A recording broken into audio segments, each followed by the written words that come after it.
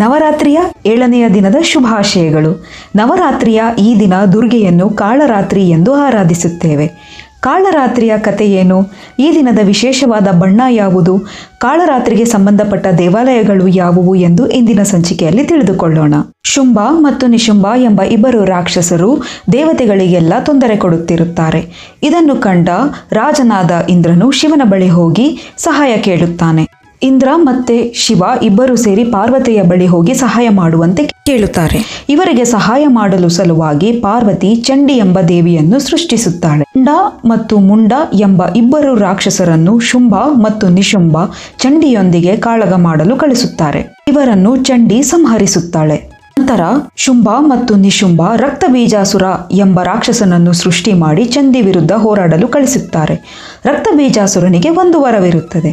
ಅದೇನೆಂದರೆ ತನ್ನ ರಕ್ತ ಬಿದ್ದಲ್ಲೆಲ್ಲ ಒಬ್ಬೊಬ್ಬ ರಕ್ತಬೀಜಾಸುರ ಸೃಷ್ಟಿಯಾಗುವಂಥದ್ದು. ರಕ್ತಬೀಜಾಸುರನನ್ನು ಸಂಹರಿಸಲು ಚಂಡಿ ಕಾಳಿಯನ್ನು ಸೃಷ್ಟಿಸುತ್ತಾಳೆ. ರಕ್ತಬೀಜಾಸುರನನ್ನು ಸಂಹರಿಸಲು ಕಾಳಿಗೆ ಕಷ್ಟವಾದಾಗ ರಕ್ತಬೀಜಾಸುರನ ದೇಹದಲ್ಲಿರುವ ರಕ್ತವನ್ನೆಲ್ಲ ಹೀರಿ ಅವನನ್ನು ಸಂಹರಿಸುತ್ತಾಳೆ. ರಕ್ತಬೀಜಾಸುರನ ರಕ್ತ ಹೀರಿದಂತಹ ಕಾಳಿ ಉಗ್ರ ರೂಪವನ್ನ ತಾಳುತ್ತಾಳೆ. ತನ್ನ ಎದುರಿಗೆ ಬಂದವರನ್ನೆಲ್ಲ ಸರ್ವನಾಶ ಮಾಡುತ್ತಿರುತ್ತಾಳೆ. ಹೀಗೆ ಶುಂಭ ಮತ್ತು ನಿಶುಂಭರನ್ನು ಸಹ ಸಂಹರಿಸುತ್ತಾಳೆ. ಈ ಉಗ್ರ ರೂಪದಲ್ಲಿರುವ ಕಾಳಿಯನ್ನು ತಡೆಯಲು ಯಾರಿಂದಲೂ ಸಾಧ್ಯವಾಗುವುದಿಲ್ಲ. ತನ್ನೆದುರಿಗೆ ಬಂದವರನ್ನೆಲ್ಲ ಸಂಹರಿಸುತ್ತಿರುತ್ತಾಳೆ. ಇದನ್ನು ಕಂಡಂತಹ ಶಿವ ಕಾಳಿಯ ಕಾಲಿಗೆ ಬೀಳುತ್ತಾನೆ. ಇದರಿಂದ ಕಾಳಿ ತನ್ನ ನಾಲಿಗೆಯನ್ನು ಕತ್ತರಿಸಿಕೊಳ್ಳುತ್ತಾಳೆ. ಕಾರಣ ತನ್ನ ಪ್ರೀತಿ ಪಾತ್ರನಾದ ಪತಿ ತನ್ನ ಕಾಲಿಗೆ ಬಿದ್ದ ಎಂಬ ಪಶ್ಚಾತ್ತಾಪ. ಕಾಳಿ ಶಿವನಿಂದ ಶಾಂತಳಾಗುತ್ತಾಳೆ. ದುರ್ಗೆಯ ಈ ರೂಪವನ್ನೇ ಕಾಳರಾತ್ರಿ ಎಂದು ಕರೆಯುವುದು. ರಾತ್ರಿಗೆ 4 ಕೈಗಳಿರುತ್ತವೆ.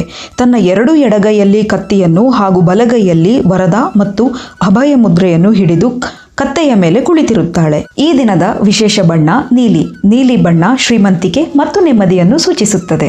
ಕಾಳರಾತ್ರಿಗೆ ಸಂಬಂಧಿಸಿದ ದೇವಸ್ಥಾನ ವಾರಣಾಸಿಯ ಕಲ್ಲಿಕಾಗಲ್ಲಿ, ಬಿಹಾರದ ನಯಾಗಾನ್, ಮಿರ್ಜಾಪುರ್ನ ವಿಂಧ್ಯಾಚಲ, ಪಂಜಾಬ್ನ ಪಾಟೀಲ ಮತ್ತು ಸರ್ಗೂರ್ನಲ್ಲಿದೆ.